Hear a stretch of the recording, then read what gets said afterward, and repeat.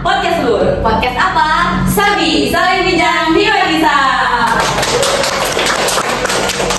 Nah, kan kemarin kita di episode perdana udah ada mengundang emisioner sama ketua Himadisa periode 2024-2025. Nah, kali ini kita bakal mengundang seorang penyanyi nih, Bra. Penyanyi apa tuh? Penyanyi bersama pemain kartun nih. Apa kira-kira? Kartun anak-anak yang sangat terkenal banget ya. Itu kan kita sambut. Your phone ringing. Your phone. Ada siapa ini? Ada Kunto Aji, silakan. Dengan aku. Oh, beda ya. Terus ada siapa lagi? Kemarin kartun ada Thomas Edison. Silakan mungkin Mas Thomas sama Mas Hafiz bisa memperkenalkan diri. Mungkin Mas Hafiz dulu. Oh, saya dulu. Iya, soalnya dari sebut duluan nih. Oh iya. Jadi namaku Hafiz, biasa dipanggil Kunto Aji sama mereka berdua ini. Dan saya di sini tuh sebagai wakil presiden mahasiswa Surabaya. Alhamdulillah ya, bisa hadir di podcast adik-adik kita tercinta. Oke, lanjut. Adik. Ya, perkenalkan nama saya Muhammad Alvin Thomas, biasa dipanggil Misi mas, nama saya nih mas. Tapi kalau pagi saya jadi Thomas sih. Kalau kata teman-teman itu Thomas and Friend. Banyak teman kan, jadi Thomas and Friend.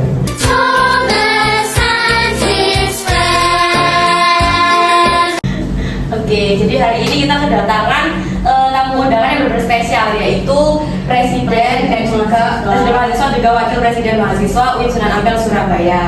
Oke, kita mengundang Presiden RI Baweni juga kan? Amin. Ya kan? Iya, nanti ini bakal nyalek di 2026 ya. Saksikan, pilih nomor 1. Gara-gara sebotol minuman dia jalan sempoyongan. Divisinya mungkin lebih habis untuk menjadi Presiden RI next. Jadi ini siap untuk dikasih pertanyaan yang sangat susah, Mas. Sesusah apapun itu udah siap ya. Jadi pertanyaan adalah apa rantai karbon dari karbohidrat? Tahu. Nasi. Udah sih, betul. Di bahasa rupiah silakan diambil kertasnya di sana. Nah, sekarang ini kan tema dari podcast ini adalah antropologi tentang kampus 1 dan kampus 2 nih, Mas. Jadi nanti pertanyaannya bakal seputar gimana sih kehidupan antara kampus 1 sama kampus 2? Apakah ada perbedaan? Apakah ada kesamaan atau apakah ada seluk-beluk yang membuat para penonton penasaran gitu? FYI juga, jadi UIN saya kan punya 2 kampus ya. Yang pertama kampus di Ayani, terus yang kedua di Gunung Anyar. Gitu. Jadi mau langsung ke pertanyaan aja. Gimana, Mas? Boleh. Gas? Bungkus? Iya, Mas. Pertanyaan pertama nih, ada kehidupan kampus seperti apa dan dinamikanya bagaimana secara umum nih? Boleh dari Mas siapa dulu nih? Mas Thomas mungkin ganti ya, Mas Thomas. Ya, oke. Ini saya dulu ya. Ini benar-benar sulit nih pertanyaannya. Iya, sulit banget juga jawab. Oke, didiskualifikasi. Enggak tahu. Oke. Mungkin ini ya sekedar improv dulu ya sebelum ke pertanyaan kehidupan kampus atau dinamikanya bagaimana gitu secara umum. Kita kan berbicara terkait antropologi. Jadi sebenarnya yang mungkin dari kawan-kawan mahasiswa udah banyak paham terkait apa itu antropologi, apa itu kampus kayak gitu. Ya, apalagi kita ngomong antropologi kampus berarti seni atau sebuah pengetahuan untuk memahami kehidupan manusia di dalam kampus kayak gitu. Terus terkait dinamika seperti apa secara umum, sebenarnya kalau kita melihat dinamika di kampus sekarang itu banyak hal sih yang mungkin itu udah berbedanya itu jauh banget antara kampus zaman dulu dengan kampus zaman sekarang. Apalagi sudah tersentuh yang namanya era digital gitu. Banyak yang mungkin itu kesannya bersifat dalam artian itu mungkin kok gini ya gitu. Tapi ini milenial bos gitu. Ini kalau udah milenial kita mengikuti bagaimana sesuai perkembangan zaman. Gimana sekarang V1 dan FYP itu menjadi hal yang dikejar. Atau meskipun esensinya masih belum terpenuhi kayak gitu. Tetapi terkait dinamikanya bagaimana itu emang banyak hal ya, terutama entah dari pengetahuan, entah dari lifestyle, entah dari kehidupan, atau bahkan cara seseorang untuk mengaplikasikan pengetahuannya. Kalau dulu mungkin hanya sekedar presentasi, sekarang kita buat konten, terus buat hal-hal yang mungkin itu sifatnya perkenalkan dan juga masih mangsa sebagai pelajar. Itu sih kalau ngomong dinamika di kampus. Yang penting satu ya,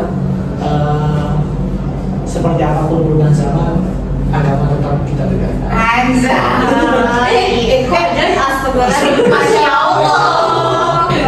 Kalau bicarain soal kehidupan di kampus seperti apa itu nggak lepas dari zaman selalu kan.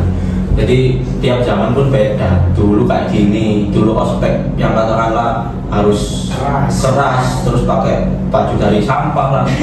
Bukan dari sampah sih, Topi, karung. Sampah kan yang dia pada di Madura itu mas. Sampah. Siapa namanya? Di mana rumahnya? Hah? Kita mau pakai metode yang seperti dulu, ya susah gitu loh.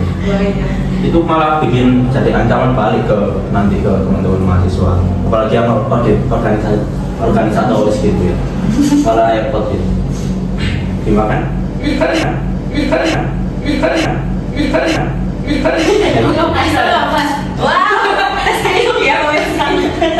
Transkrip jangan pisahin Nah, kali ini agak beda ya. Iya, nanti ada selipan gitu. Asumber ya. SMP dari ini Wapres. SMP tentang kental. Itu angkatan. Iya. Ada tambahan lagi mungkin mas apa? Ini sih ya, tambahan. Kalau kita melihat dinamika kampus, mungkin dulu kalau kita melihat mahasiswa jalan sambil bawa buku itu dulu jadi hal yang biasa, dan itu memang sewajarnya mahasiswa. Cuma sekarang ini kayak gitu tuh menjadi hal yang luar biasa gitu, karena sudah keluar dari kebiasaan. Sehingga kalau ada mahasiswa yang jalan terus pegang buku ataupun bawa buku itu malah tuh kayak aneh kesannya. Tadi bilang ih sok banget nih, sok pintar banget, Cari muka. padahal kayak gitu tuh memang sebuah menjadi tradisi sebenarnya yang harus dipertahankan gitu. Dan kalau zaman dulu hal-hal kayak gitu itu biasanya diwaspadai dan dibubarkan. Sekarang tanpa dibubarkan mereka bubar sendiri dan bahkan hilang. Itu silakan. Kalau misalkan dari Mas Habis sendiri nih, bagaimana sih solusinya buat para mahasiswa agar tetap memperdayakan budaya kayak gitu? Gitu. Apakah dengan ya udah wes gak apa-apa, jadi zaman saiki gimana? Ini ngomong dulu. Kalau aku sendiri, rumah aku juga salah satu mahasiswa yang jarang bawa buku. Tapi apa buku tuh? Iya, karena aku dari maba sendiri pun aku mesti bawa dari HP ku, buku di HP ku, entah buku pelajaran dan sebagainya. Dan dosen-dosen pun ngasihnya yang digital gitu loh. Makanya kita bukan karena kita gak bawa buku dan lain sebagainya, kita tetap baca walaupun digital. Nah, gimana caranya mahasiswa sekarang itu tetap membaca melalui digital. Nah, itu bagaimana? Nah, caranya mengembangkan platform-platform digital saat ini yang khususnya kayak TikTok, terus Instagram, apalagi ya kalian punya apa aja, YouTube dan lain sebagainya, ya itu dikembangkan benar-benar supaya mahasiswa saat ini tuh terjamah lah pengetahuannya itu oleh pengetahuan yang kita berikan. Apalagi kita kan sebagai trendsetter lah katakanlah. Kalian di sini juga trendsetter loh. Orang-orang organisasinya juga trendsetter. Anak digital banget nih bos, Wapres kita nih digital banget. Anak Nokia. Justru itu malah aku pengen bertanya lagi ke kalian. Apalagi kan masih semester berapa? 5. Nah, kira-kira kalian ini gimana di organisasi sekarang itu, di teman-teman mahasiswa sekarang itu kalian lihatnya gimana? Kalau kita kan sekarang sudah lumayan ya, lumayan berumur. Kok jadi kembali dari podcast? Iya. Saya Wapres. Saya.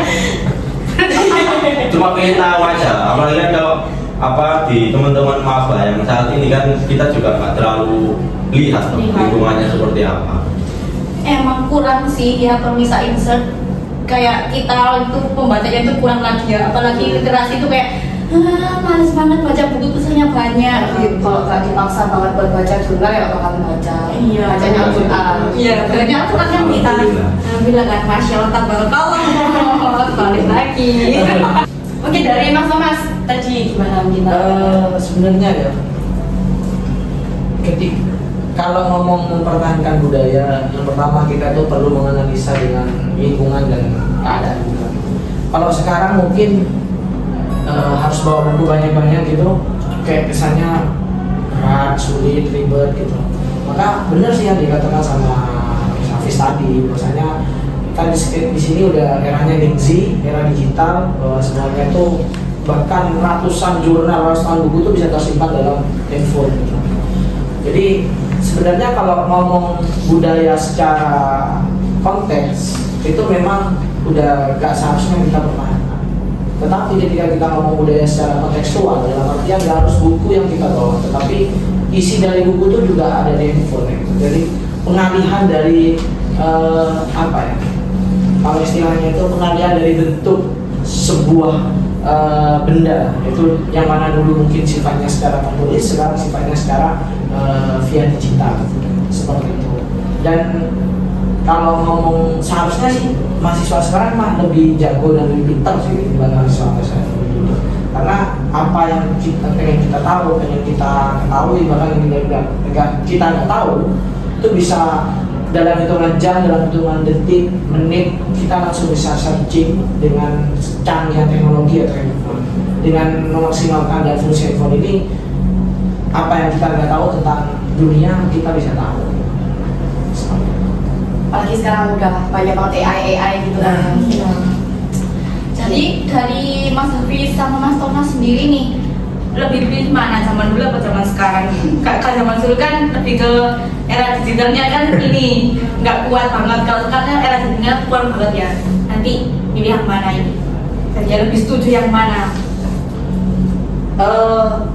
Dua-duanya sih. Dua-duanya guys. Iya, soalnya ada plus minusnya juga. Di zaman dulu juga ada plusnya, di zaman sekarang juga ada plusnya. Plus minusnya juga sama-sama ada. Iya, sebenarnya kalau suruh milih ya nggak bisa milih, karena kita juga hidup di zaman yang sekarang juga. Dan yang bisa dilakukan adalah kita tetap yang ngasih inspirasi buat teman-teman di bawah, buat mahasiswa-mahasiswa yang di bawah kita, yang tingkatannya di bawah kita, ya untuk tetap belajar gitu. Gimana caranya walaupun zaman berubah atau besok bahkan nggak perlu pakai HP, kita udah bisa belajar. Ada kacamata yang bisa belajar. Bila kok lihat Iron Man sinar uang ini toh. Kalau kita ada teknologi yang bahkan otak kita nggak bisa nyampe untuk saat ini. Ya kita harus yang perlu ditekankan itu motivasi untuk belajar itu tetap untuk cerdas lah, untuk jadi mahasiswa cerdas. Jadi boleh ya, pemisah insert tetap mengikuti zaman, tapi kita tetap harus belajar gitu. Oke, kita next ke pertanyaan selanjutnya saja. Dan selanjutnya, apakah ada nih perbedaan dinamika antara kampus 1 yang di Ayani dan juga kampus 2 yang di Gunung Anyar? Kira-kira? Kalau ngomong perbedaan, ada lah. Bahkan ya dari gedungnya juga berbeda. Iya. Di sini juga lebih modern sih gitu. Kalau saya melihat kesannya di sini juga lebih modern. Biasa lah. Lebih bagus. Cuman dalam artian adanya sebuah perbedaan bukan kita jadikan sebuah ajang untuk saling menyuawa atau menggila, tapi dimana kita saling menutupi untuk menciptakan suatu kesempurnaan. Tapi kalau ngomong perbedaan dinamika sih jelas berbeda ya. Bahkan kalau tren-tren mahasiswa sih kadang saya kan juga beberapa mengamati sosial media yang untuk berbaurnya khususnya di Winsan. Jadi entah dari lifestyle dari kampus 1 kayak gini, kampus 2 yang lebih ya kayak gitu. Maksudnya gini gitu tuh positif ya gitu. Oh, iya. Jadi seperti itu. Terus dari segi ini sih apa? Segi Penyajian kan? Dari segi penyajian perkuliahan gitu. Bahkan di sini mungkin lebih nuansanya selalu digital gitu. Gak ada yang namanya pakai nuansa klasik, misalnya semuanya serba digital. Bahkan yang dulu sifatnya mungkin pakai apa sih itu namanya ya? Udah lupa nih. Namanya Mitra. Kita korektor gitu. Oh. Saya udah nuansanya digital banget gitu. Iya. Bahkan dari segi yang dulu kita lihat dari jarak jauh kurang kelihatan nih Pak gitu. Sekarang udah jelas banget. Itu sih kalau ngomong dinamika. Mungkin dari Persafis ada nggak? Kalau aku sih simple ya. Aku mah simpel aja orangnya. Nggak ngerugiin kalian kan? Nggak nyusahin Anda kan? Salam sehat untuk kalian semuanya. Jangan lupa bahagia. Miss you all. Ya jelas beda. Simpel aja. Kita kembali lagi ke teori psikologi lingkungan, di mana Waduh. Psikologi mana ya? Psikologi mana lah. di psikologi, di mana lingkungan itu mempengaruhi kemampuan manusia, kemampuan untuk ya bersosialisasi dan lain sebagainya. Kalau kita tanya lah di per fakultas itu pasti bahkan kita nggak usah ngomong kampus 1 atau kampus 2, per fakultas itu pasti beda-beda gitu loh. Kita nggak bisa memaksa teman-teman yang menerima ilmu psikologi untuk berbicara seperti orang yang menerima ilmu ekonomi, komunikasi dan lain sebagainya. Jadi kita ya beda pasti dari cara bicara, dari cara guyon, bahkan itu juga beda gitu. Seringan guyon ya Mas. Iya, kebetulan sering guyon. Jadi kalau bicara apakah ada ya ada. Cuman perbedaannya apa itu perlu diteliti lagi. Mungkin teman-teman mahasiswa psikologi ingin meneliti itu perbedaannya apa, silahkan. Ini tapi sebelumnya tadi kita kelupaan. Sebelumnya Mas Thomas ini dari prodi apa? Fakultas apa? Iya. Mas Hafiz juga dari prodi apa? Fakultas apa? Kalau saya dari prodi Komunikasi Penyiaran Islam, Fakultas Dakwah dan Komunikasi. Saya dari kampus Gunung Anyar kan. Jadi ini kan juga kebetulan di kampus bukan, saya dari kampus Ayani. Oh. Ya, jadi kalian nggak nyimak berarti ini. Jadi kayaknya kurang konsentrasi. Enggak, itu tadi alasannya aja tadi ya. Gimik aja tadi ya. Terbuka indah. Padahal saya juga coba mancing, ternyata. Enggak tadi gimik aja tadi. Iya, saya dia itu kayak bukannya. Ya, saya dari kampus Ayani dan kebetulan saat ini kan kita berada di kampus Gunung Anyar. Enggak sih, Mas ini ada di ini kok ruangan konseling. Iya. Ya kan? Masuk. Silakan aku nih. Spontan. Mungkin dari Mas. Oh iya, dari kampus. Kalau saya sendiri dari Fakultas Psikologi dan Kesehatan, prodi Psikologi Kebutuhan. Jadi ini lagi di kampus Gunung Anyar kan. Jadi saya kembali ke rumah. Nanti di sini berarti ya. Nah, iya betul.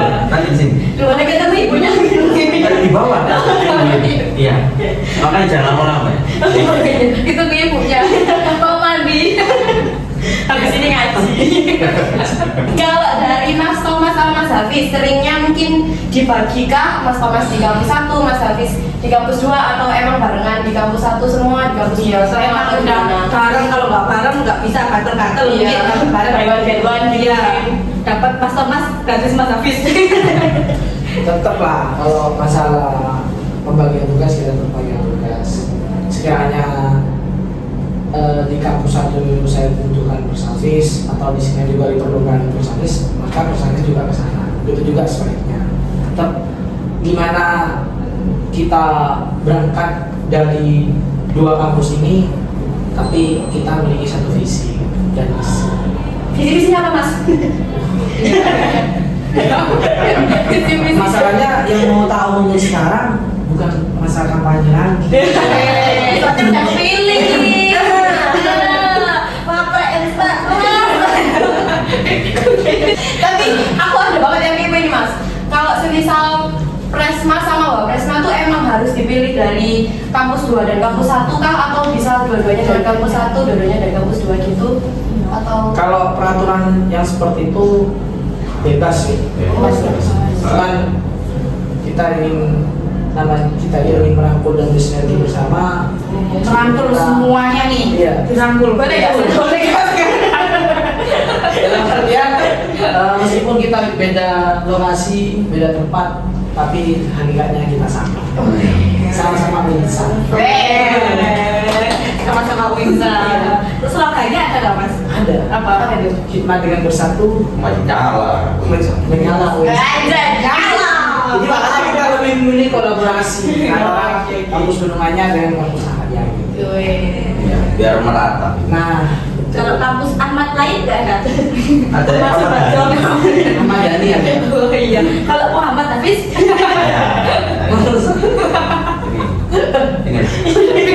Jangan diminum. Yang tadi pertanyaan terkait perbedaan tadi Mas Hafiz belum menjawab. Perbedaan apa ini? Nah, kampus sudah ya, sudah. Oh, kalau ini Mas, ini kan dari karena memang kampus tadi kan ada perbedaan di beberapa fakultas. Nah kan dari beliau ini kan beda nih fakultasnya. Kira-kira ada perbedaan nggak antara fakultas dari Mas Thomas sama fakultasnya dari Mas Hafiz? Ya kalau perbedaan jelas tuh. Apa ini perbedaannya kira-kira? Ya dari segi apa ilmu terapan kan sudah berbeda Beda. juga. Kita di psikologi juga apa ke manusia untuk Jadi Darwin oh alami dan untuk apa ilmu komunikasi yang juga komunikasi ilmu terapannya sudah beda. Dan untuk apa ya? Karena kita juga dari dulu bergerak di organisasi, akhirnya kita juga paham gitu loh cara memahami satu sama lain, memahami anggota, nggak cuma memahami teman-teman di tingkat BPH aja. termasuk memahami hati ya. Iya. Hati siapa nih? Hati ayam? Hati apa? Hati yang belah. Hati. Oh, enak yang dipahami. Pres, saya Mas, saya Mas. Nah sekarang lanjut ke pertanyaan ketiga nih. Apa sih tips and trik perkuliahan untuk maba dan mahasiswa yang bukan maba? Mungkin bersama dulu. Boleh. Kalau tips and trick apa ya? Kalau aku dulu tuh yang aku tahu aku harus punya banyak teman. Yang pertama itu. Yang pertama itu. Kenapa? Karena temanku nanti akan bantu kamu. Walaupun banyak kan entah di platform TikTok, di Instagram itu yang ngomong kalau teman di perkuliahan itu nggak bertahan lama dari Iya. perkuliahannya. Sebenarnya nggak gitu kok. Nggak semuanya. Aku punya teman sampai sekarang juga bantu aku. Apalagi kalau aku butuh bantuan yang data-data, nah itu yang pertama teman. Jadi yang pertama tips and trick itu harus punya teman. Kalian harus berteman sebanyak-banyaknya lah. Karena apa? Yaitu yang bantu kalian. Entah nanti kalian harus sibuk di organisasi atau bahkan menjadi mahasiswa kupu-kupu pun, ya kalian harus punya teman. Ibaratkan kalian ngerjakan tugas lah. Ya kalian ini nggak seberapa pintar. Aku sendiri merasa menjadi mahasiswa nggak seberapa pintar juga. Nggak pernah terlalu mencari tugas berarti. Oh ngerjakan, aku selalu ngerjakan. Kiki tadi. Lulus semua kok. Aku selalu mengerjakan dan kalau nggak punya teman itu repot, beneran repot. Jadi ya itu tips and trick itu pastinya kalian harus bergaul lah, minimal bergaul. Walaupun saat dulu aku SMA pun sendiri dikit temanku. Aku introvert, aku duyung. Begaul nih. Begaul neng, jangan bercinta dosa neng. Cuman ya, kalau aku bilang tips and trick ya itu yang pertama harus punya teman dan yang kedua ya harus pintar. Jadi mahasiswa bukan pintar lah, cerdas, mahasiswa yang cerdas. Jadi kalian tahu kira-kira gimana sih ngambil peluang dari apa teman yang ini, dan gimana sih kita bisa apa namanya Fitra.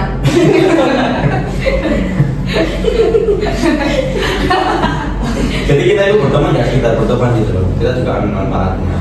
Itu sih yang Tapi harus juga- dibalik kan ya Mas manfaatnya. ya iya, jadi kamu punya value apa ke temenmu dan temenmu punya hal apa. Kamu punya value apa?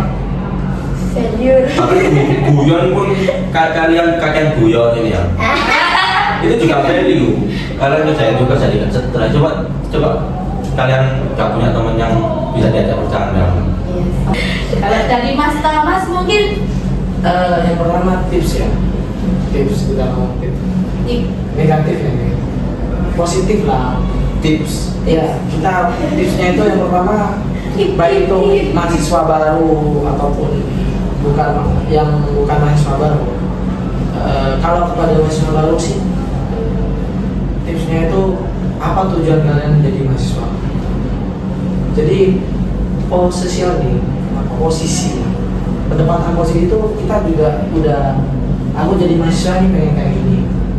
Entah kamu mau jadi mahasiswa yang habis kuliah rapat, habis kuliah tidur, habis kuliah ngekos, habis kuliah Klub. apa. Jadi kayak gitu itu sebenarnya semua harus ada tujuannya. Kenapa sih kalau saya memilih habis kuliah itu tidur, habis kuliah itu rapat? Yang penting kalian ada tujuan, yang penting kalian ada alasan. Itu yang pertama tipsnya. Terus triknya itu terkait maba khususnya ataupun yang bukan maba, yaitu kita bisa paham apa yang harus kita ikuti, apa yang harus kita hindari. Paham. Paham.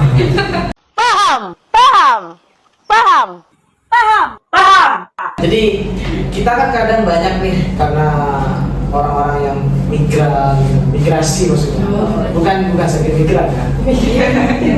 Jadi orang-orang yang migrasi ataupun terkadang tuh ketika menemukan lingkungan yang baru, rasa ingin tahu tuh besar banget. Menjadi mahasiswa baru tuh ibaratkan kita nyemplung ke kolam renang. Kolam renangnya kolam renang yang ada buayanya gimana Mas? Iya, banyak banget ada ikan, ada warna.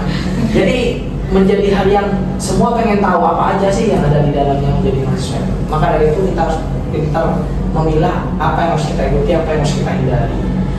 Dan yang triknya juga itu terkait manajemen waktu. Sebenarnya sesibuk apapun kamu, kalau kamu pandai manajemen waktu, maka semua itu kita tetap tertata. Kalau nggak bisa manajemen waktu, menjadi mahasiswa itu wis ngawur pasti. Dan itu sebagai keteteran, sebagai ini. Karena kita juga harus paham mana yang skala prioritas, mana kewajiban, mana itu hanya boleh-boleh aja kan gitu. Jadi seperti itu. Jangan hanya sekedar ikut-ikutan, kita harus paham apa yang diikuti, apa yang harus dihindari. Jangan jadi mahasiswa yang suka FOMO. Seperti itu. Temennya kesana dia ikut kesana, temennya kesini ikut kesini, temennya ke mami, temannya Rio. Karena tadi menyinggung sedikit tentang manajemen waktu nih Mas. Next ke pertanyaan selanjutnya. Manajemen waktu yang baik untuk mahasiswa yang banyak ikut organisasi di luar maupun di dalam kampus. Kan apalagi sekarang kita udah mengundangnya udah presma dan wapresma. Pastinya sibuknya harus la ilaha illallah gitu kan. Pasti ada sibuk banget ya pasti ada dari Mas Thomas dan Mas Hafiz bisa memberikan tips juga lagi terkait manajemen waktu. Kamu dulu. Kalau aku ya, kalau aku mungkin bicara ke pengalaman. Dari dulu kan, soalnya aku kan dari maba itu, ya juga ikut organisasi gitu. Oh, siapa? Tak kira dari maba menjadi wapresma. Iya. Iya. Wapresma. Seharusnya itu wapresnya udah dari semester 1 kan. Coba disembunyikan aja. Kipit lagi. Iya, kipit lagi. Bagus. Gimana? Ya itu, kalau aku bagi waktunya, yang pasti biasanya kegiatan di organisasi kan malam, kayak misal rapat, kecuali kayak kegiatan acaranya. Kegiatan di organisasi mesti bersifat malam, rapatnya, terus persiapannya, entah itu harus H-1 atau berapa itu mesti malam, atau enggak paling pagi itu sore lah. Paling pagi itu sore. Iya, khusus mahasiswa organisasi rapatnya paling pagi itu sore hari, gitu loh maksudnya. Paham nggak? Jadi kalau aku dulu cara manajemen waktuku, yang aku tahu bahwasanya menjadi mahasiswa itu nggak melulu soal organisasi dan kuliah gitu, tapi juga harus menjadi cerdas kayak yang aku omongin tadi loh. Nah gimana caranya ya cerdas dalam manajemen waktu itu gimana?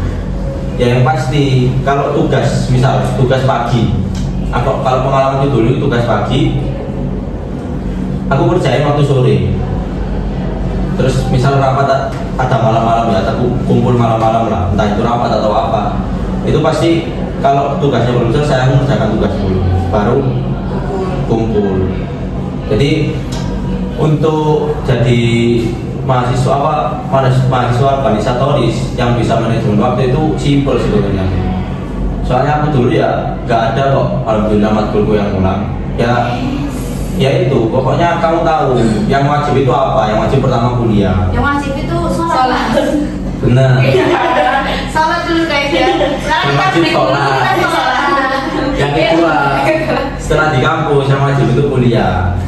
Nah setelah itu kalian mau melakukan apapun ya silahkan. Pokoknya kuliahnya sudah selesai, itu sih yang ditanamkan dulu.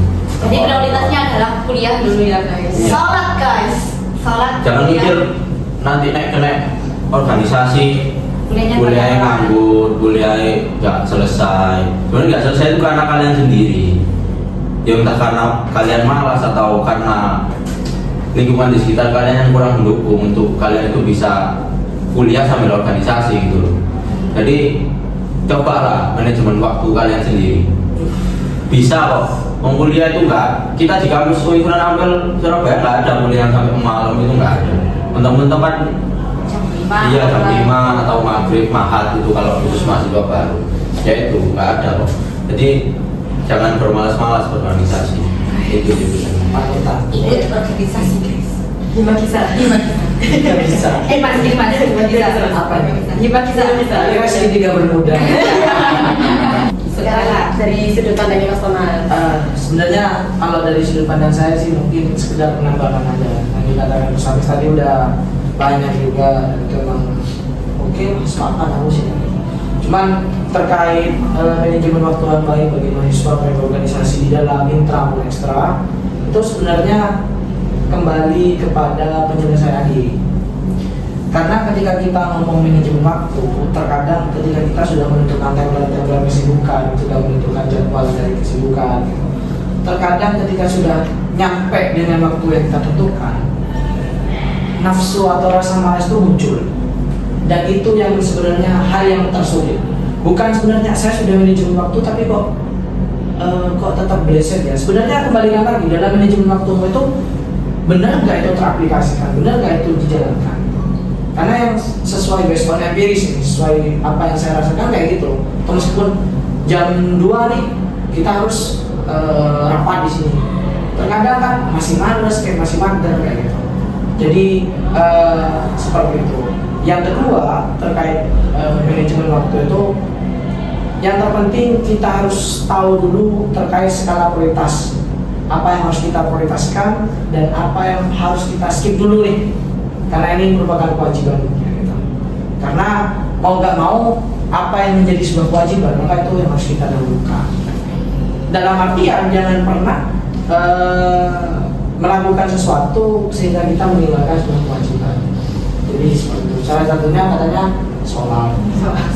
Kan begitu. Ya apalagi ngomong mahasiswa UI nih. Cuman ya nggak apa-apa lah. Meskipun bervariasi mahasiswanya gitu. Enggak sholat sama sholat. Ya enggak. Maksudnya bukan dari seperti itunya.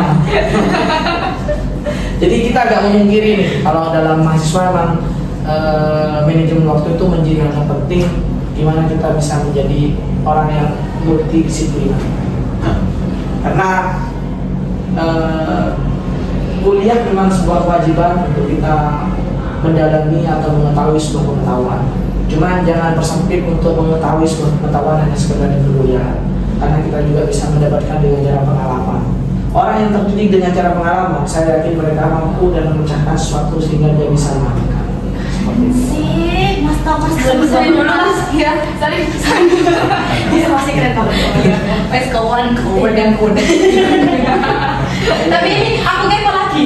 Kalau dari Mas Thomas sama Mas Hafiz sendiri, kalau semisal punya kesibukan dalam satu hari itu tipe yang membuat plan satu-satu rinci gitu atau yang kalau lewatan, tipe yang mana kira-kira? Tipe C?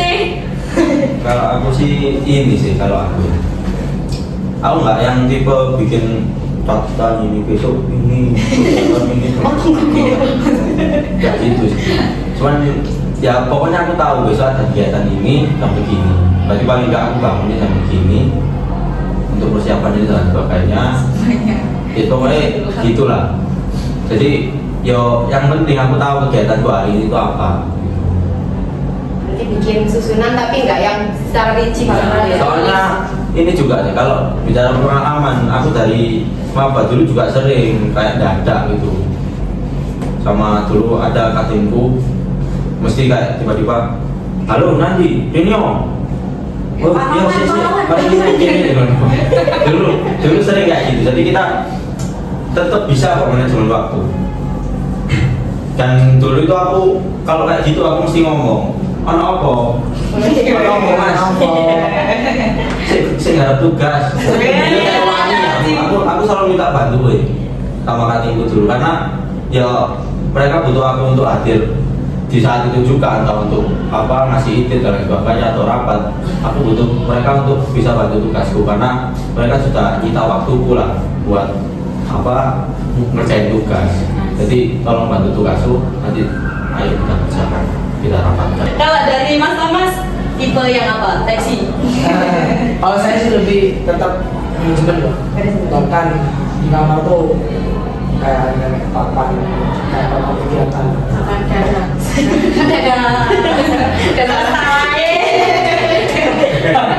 Bisa papan kegiatan.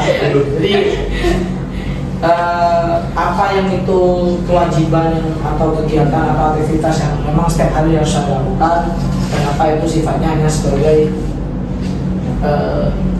terjadwal itu dalam artian kalau ada kegiatan ini baru ada kegiatan kayak gini.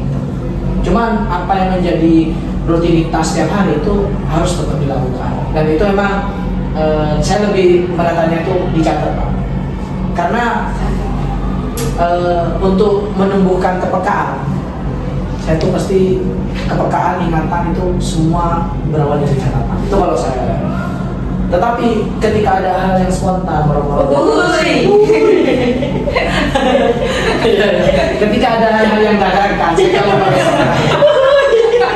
ada hal yang dadakan, itu biasanya tetap di sini kita menghargai. Selama itu tidak mengganggu atau saya udah gak ada aktivitas, tapi ternyata ada hal yang dadakan, maka di situ pasti saya tetap sempatkan, karena saya nggak tahu dari hal yang dadakan itu ada hal yang mengejutkan apa yang bisa saya lakukan.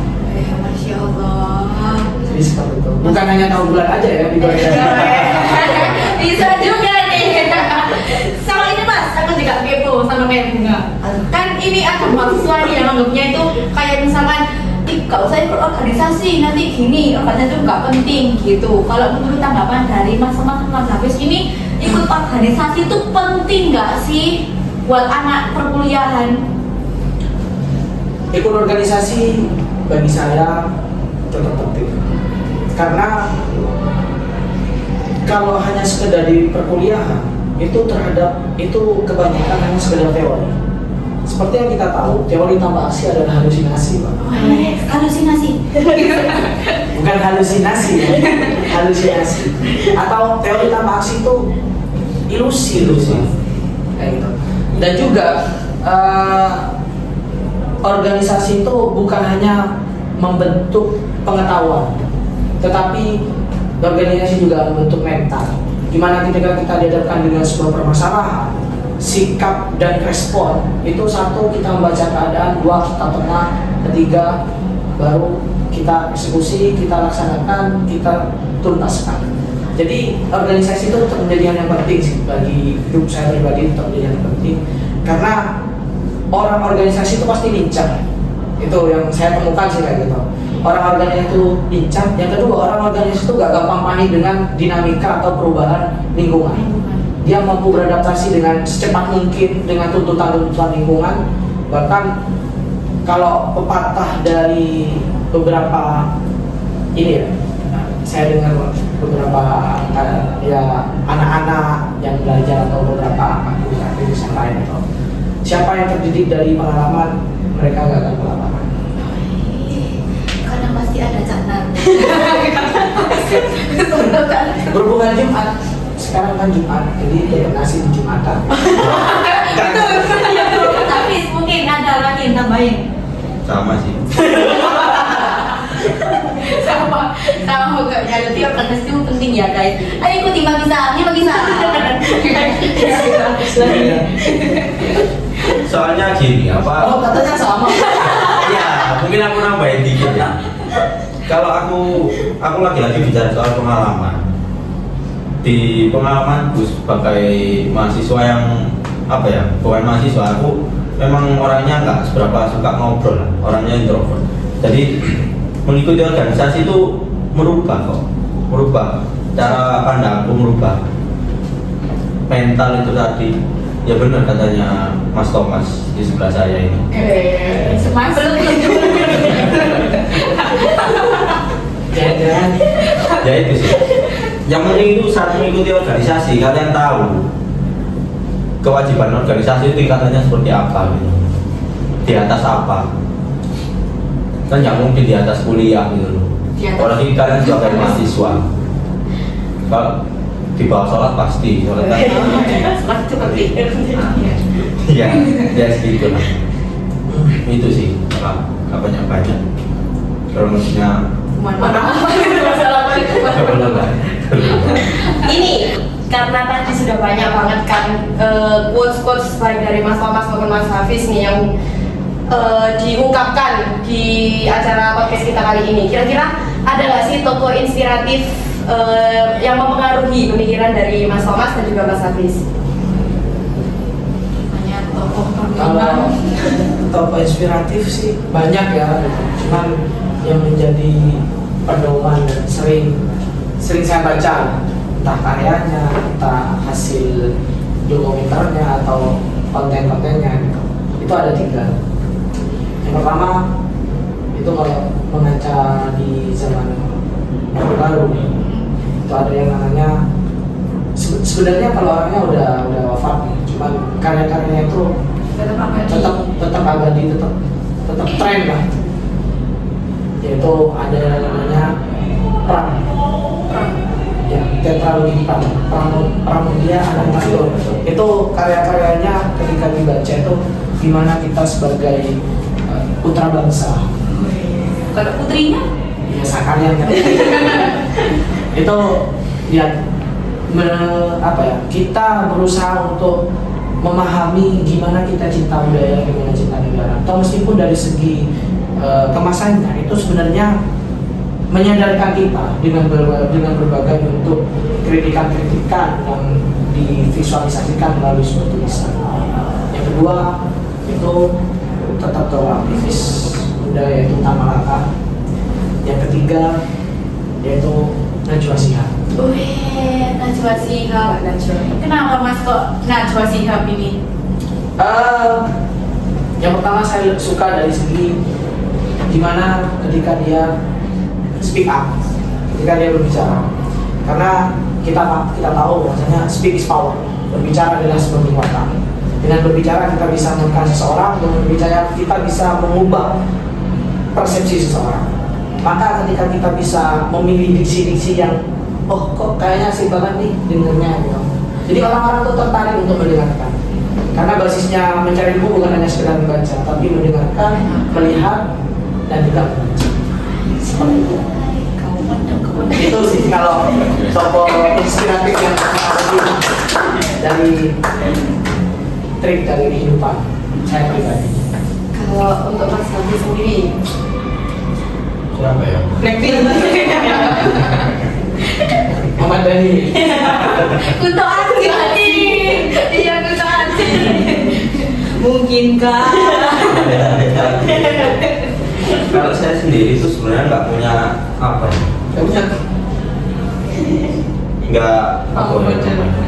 Nggak mengikuti salah satu tokoh. Jadi Pak, yang pasti saya selalu terinspirasi dengan kisah-kisah dari ya khususnya. Ya apalagi dengan kesabaran Nabi Muhammad. Karena kalau terinspirasi dari tokoh-tokoh yang saat ini, ya aku kalau nggak tahu cerita kehidupannya, aku susah untuk menjadi sosok inspirasi gitu. Apalagi di kalau bicara soal tokoh-tokoh aktivis dan sebagainya memang banyak. Cuman untuk yang benar-benar bisa menginspirasiku untuk aku bisa sampai sekarang itu ya belum sih. Belum ada. Biasanya selalu ini, aku selalu terinspirasi oleh cerita, gitu. Oleh cerita masa lalu dari tokoh gitu. Kenapa orang ini sampai menjadi tokoh? Ya karena aku tahu ceritanya seperti apa gitu. Siapa itu contohnya mas? Belum ada. Ada salah satu apa ya, artis Hollywood, namanya itu Keanu Reeves. Kalau kalian tahu. Hollywood. Ya, itu. Kenapa gitu? Karena beliau ini memiliki kehidupan yang sederhana, yaitu artis Hollywood yang mainin loh Matrix ini. Tahu nggak? Enggak. Nanti kita akan Soalnya dia itu hidupnya sederhana. Kenapa aku terinspirasi ya? Rumah baru tadi. Jadi tadi, kalau untuk tokoh-tokoh inspiratif mungkin nggak banyak juga sih. Salah satunya itu tadi. Karena apa bisa menginspirasi kehidupan dan aku lebih menginspirasi cara hidupku, bukan cara berpikir itu. Cara berpikir. Yang aku tahu ada salah satu kata lah, bahwasanya hidupi apa yang kamu cintai dan cintai apa yang kamu hidupi. Kau pandang Intinya itu ya harus bersyukur gitu, apapun yang terjadi itu lakukan gitu. Apa yang saat ini aku lakukan, ya itu yang aku banggakan.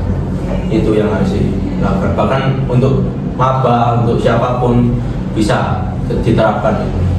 Jadi kalian harus bersyukur, harus bangga dengan apa yang kalian lakukan saat ini. Aku Harus bangga masuk UIN, harus boleh silakan. Ya, sebenarnya tokoh inspiratif yang paling penting dari hidup saya itu ada dua. Yang paling penting tadi yang disebutkan itu faktor eksternalnya. Oh ya, sekarang internal. Iya, internal. Yaitu kedua orang tua, ayah dan ibu saya.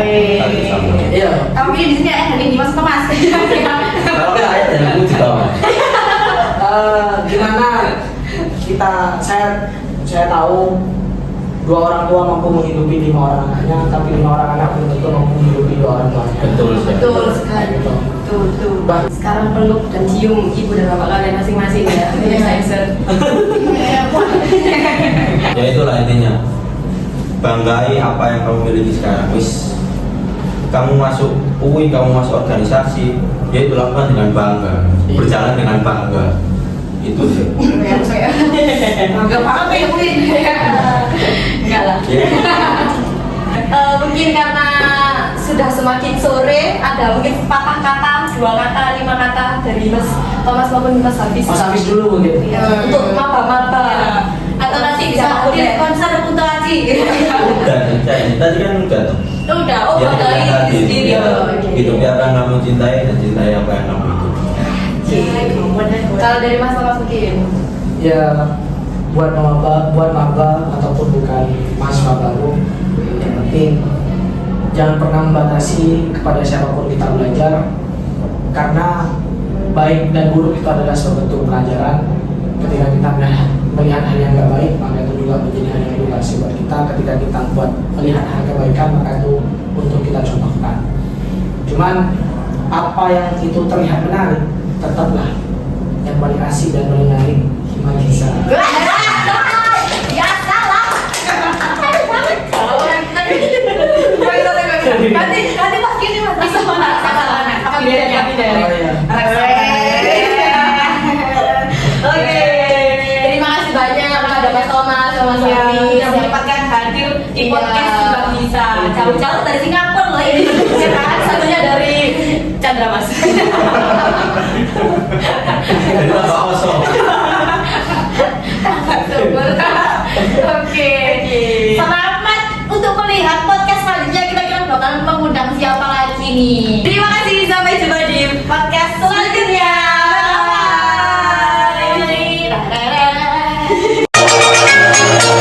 Your phone ringing. Your phone ringing. Big boy, come pick up your phone. You know, pick up your phone. Your phone ringing. Gunung Bromo, gunung kelet, Engarimo, ayo gelet, yuk sejuk, yuk muncai, astagfirullahaladzim.